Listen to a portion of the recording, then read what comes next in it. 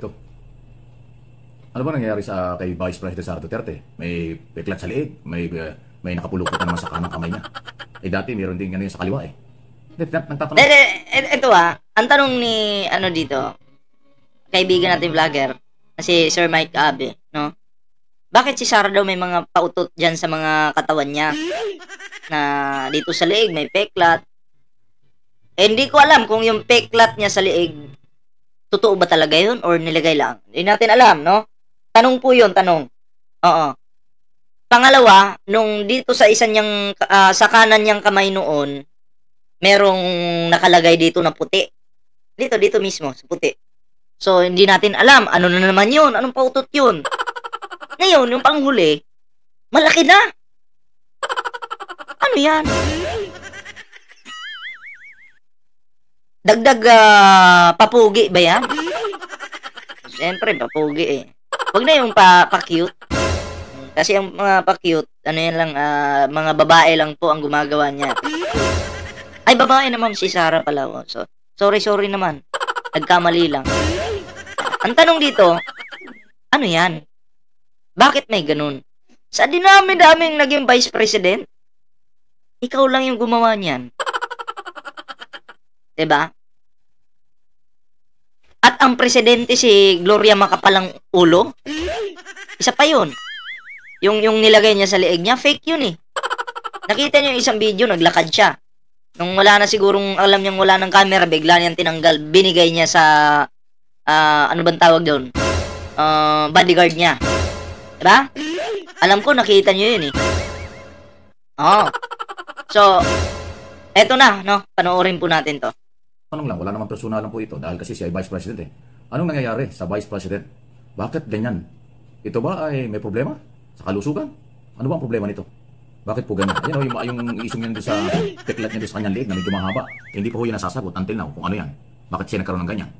Tapos noong nakaraang sa bandang kanan yan, meron din, kung saan man may parting hiwa rin. Ito meron naman sa kanan na may bali ba yan? May sugat ba yan? Kung ano yan? Alam nyo kasi, baka sabihin nyo personal, pero ang kalusugan po kasi ng mga matataas na opisyalis ng ating pamahalaan ay napakahalagang malaman natin. Tama. Malaman ng taong bayan.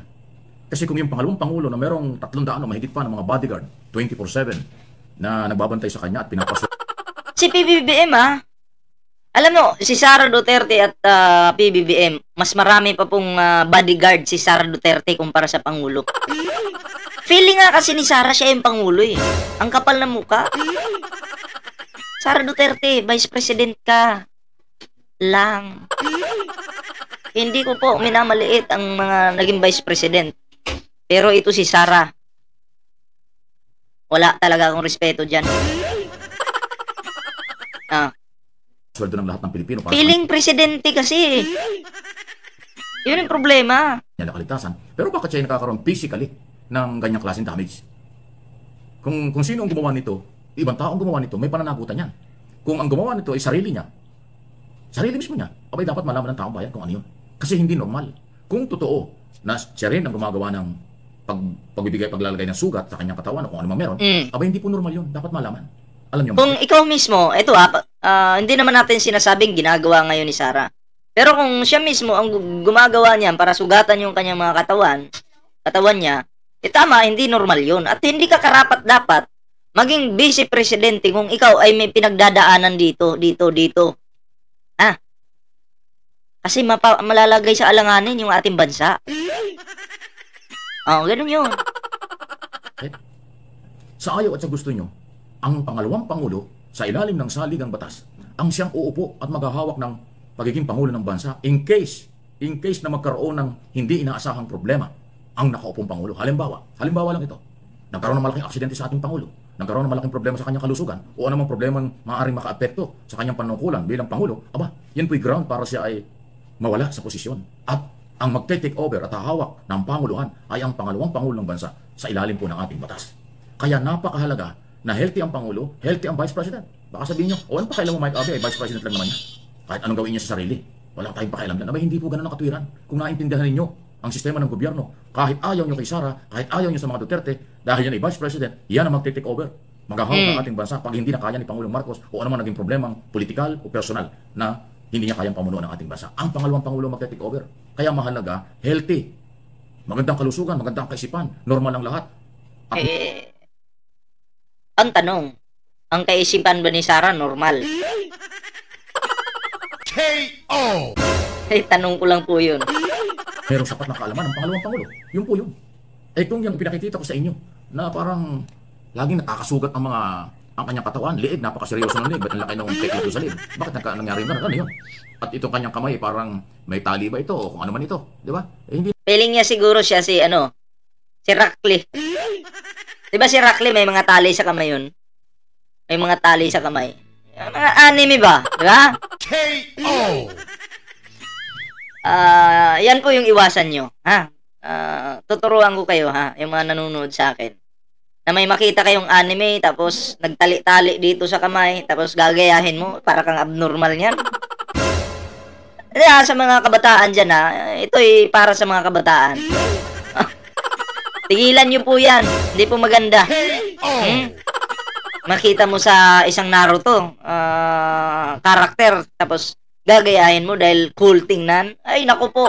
Sa totoong buhay, para kang abnormal. KO! Yun po yung totoo dyan. So, hindi ko alam bakit ginagawa ni Sara Duterte yan na maglagay-lagay dito sa kamay niya. No? Kasi, ang tingin ko pa lang, sabi ko, ano ba to? Pangit naman. Hindi yung mukha niya, yung dito nilalagay niya. Kasi vice president ka eh. Oo. Vice president ka. Eh kung ganun sana, may nilalagay ka dito sa kamay mo, eh pwede ka namang magsuot ng mga matataas na katulad dito, jacket, ganun. Para lang hindi mapag-usapan. Diba? Kasi ang alam ko, baka sinadya mo yan. Para pag-usapan na naman. At eto na nga, napapag-usapan na naman, diba? Sus Mariusip. Hindi naman ho yan intriga eh. Kailangan lang maliwanagan. Di ba? Ayan, hindi naman ho fake yan eh. O yan, drama ba ito? Alam naman sinadya yan, paawa. Alam naman drama yan, kahit na walang sugat, ganyan yan. Eh, halata mong, yung microphone, ang hawak, may hawak yung kaliwa, na may hawak na microphone. Kasi nga, may problema yung kanan. Ay, yung nasa liig pa. So, di ba? Siguro, Hindi rin natin masabi kung yung nasa leeg, totoo ba sugat yun o hindi. Hindi natin masasabi yan. Si Sarah lang makakasagot niyan. Kasi malaking hindi po basta-basta sugat yun na malaki. Maalala niyo nun, ito ha. Maalala niyo yun, si Sara Duterte wala pang sugat dito. Wala pa. Bakit? Ako'y naniniwala na peke yan. Kasi si Sara Duterte po noon, wala pang sugat dito. Diba? Tama? Malaki yun eh, malaki. Ngayon, magulat-gulat tayo ilang araw lang, makita natin, may peklat na. Diba? Pero try nyo po, masugatan kayo dito sa kamay. Lalo na pag lieg ang usapan na. Try nyo masugatan. Kahit 15 days may mga makikita pa yung press kung sugat dito. Hindi po yan magkakapeklat agad. Kakasugat mo lang, magkakapeklat ka agad. KO! Diba? Pero si Sarah ilang araw lang. Wala pa yata 5 araw eh. Nung nakita natin sa interview, wala pang sugat. After siguro 5 days, gulat tayo, peklat na. Ang bilis namang magkapeklat niyan. Ang bilis namang maghilom ng mga sugat mo. Kaya nakakaduda. Totoo ba talaga yan? Yun yung tanong eh. Totoo nga ba? Diba? Isipin niyo po yan. Bigla siya. Ako, nagulat na lang po ako ha. Nung nagbibigay pa po ako ng mga reaction kay Sara Duterte, wala pa po akong nakitang dito. Sa liig niya. Sugat. Nagulat ako, ilang araw lang, may peklat na. Bilis naman ang peklat. Di ba pwedeng press kung sugat muna? Diba? Ano nga yung tawag doon? Sa nangingitim na sugat? Hindi. Yung nangingitim na sugat na na masusugatan ka ng kutsilyo ngayon tapos pa yan. Diba, minsan makati yung tinatanggal mo. Yung itim-itim. Anong tawag doon? Pag-explain niya dyan sa comment. Oo. Yun po yun. Kaya ako po, medyo alanganin po ako ngayon dito sa sugat sa leeg ni Sarah. Kasi parang fake siya eh. KO! Fake. Alam mo naman yung mga DDS, mga fake news yan. Gusto nila kayong paniwalain na ganun talaga, 'di ba? Sara Duterte, kung gusto mong hindi pagdudahan ang iyong pisikal na kaanyuan at kakayanan at kalusugan, abay ihayag mo ano ba nangyayari sa iyo? Ano ba yung meron sa katawan mo? Di bali yung mga tato na nakikita natin sa binti mo, okay yan, tato lang yan eh. Kahit sino may tato. Although hindi bagay sa mataas na posisyon sa pamahalaan, may tato. O kahit na anong klaseng gupit pa yan. Kasi ang pangalawang pangulo, sensitibong posisyon. Kahit walang trabaho yan ngayon, pero sa ilalim ng saligang batas, sinuulit ko, ayan ay anytime. Pwede magkaroon ng malaking responsibilidad at kapangyarihan sa gobyerno. Dahil sa ating saligang batas, siya talagang pwede ipalit in case na magkaroon ng problema. Inuulit ko. So yun po yun. Huwag yung isipin, mga Duterte supporters na pinipersonal ko. Hindi ito maaari sabihin yung personal. Pero kung tanong lang naman. Kung bukas ang inyong kaisipan, hindi kayo dapat magalit. Kasi lehitimong issue ito. Lehitimo na dapat malaman ng taong bayan ang tunay na kalusugan ng Pangulo, ng pangalawang Pangulo. Di ba mga senador, cabinet secretary at iba pang posisyon, parang okay lang eh. Hindi ka anong malaking impact niya kung may problema pang kalusugan at seguridad. Pero ang Pangulo at pangalawang Pangulo, may napakahalaga niyan. Lalo na itong inyong Vice President na ang feeling nyo, gusto nyo ipalit na kagad kay Pangulo Marcos. Eh yung ating Pangulo, wala namang hiwa-hiwa sa lig, wala namang sa kamay, wala kung ano. Eh kung gusto nyo ipalit, bakit nakakaroon ng hiwa sa lig? At saka sa kamay may ganyan, nabalian ba yan? May hiwa ba yan? Ano ba yan? Oh, eto pala. Hindi pala pwedeng maging president si Sara kasi may mga hiwa-hiwa na eh. KO! Ibig sabihin, hindi siya maingat sa sarili niya. So, hindi siya nararapat na maging Pangulo. Baliktad eh, no? At kung yan ay ginagawa ng ibang tao, malaking pananagutan ng 300 mahigit na security. Bakit hindi nila babantayan ng pangalawang Pangulo? Kung ang ibang tao may kagagawan, kahit kamag-anak pa, bawal yun. Ano man ang magiging galos o sugat o anumang kalagayang pangkalusugan ng binabantayan ninyong pangalawang Pangulo, ang mga security nito ay may pananagutan pagka huwag yun nangyayari. Ibig sabihin, hindi nyo kayang bigyan ng proteksyon ang elected Vice President. Abi sayang naman ang pasweldo ng mahigit na 300 hanggang 400 na security ni Sara Duterte 24/7, 7 days a week kung saan siya pupunta. Kung nagagalusa at nasasaktan. Yun, napakasensitive nun. At di lalo na ho kung sinadya ng kanyang sarili, nasugatan ng sarili. Hindi normal yan. Unulitin ko, may problema sa kaisipan pagka ganun. Yun lang ho yan. Hindi ko sinasabing may positive na yung may problema siya sa kaisipan. Sinasabi ko lang, kung naiintindihan nyo, kasi kung hihiwain mo yung sarili mo, sasaktan mo sarili, normal ba yun? At pag ginawa ng ibang tao, hindi rin normal yun. Yan. Maging bukas ang kaisipan. Huwag bio-bio. Kasi kakaunti yan. Kayo lang yun. Maraming matatalinong Pilipino.